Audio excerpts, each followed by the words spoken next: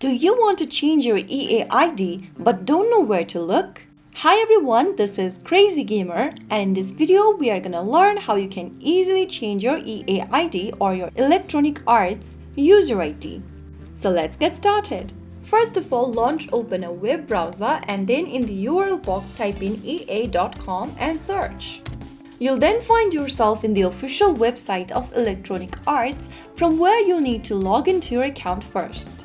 Log into your account like you normally do, and once you're logged in, go to the upper right corner and click on the profile button.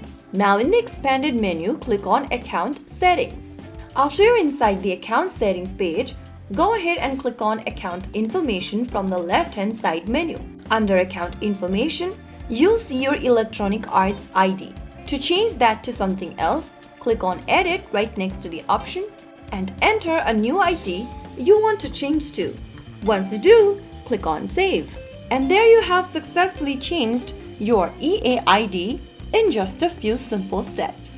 Now your new ID will reflect in your account information page. If you found the video helpful, don't forget to like, share and subscribe to our channel.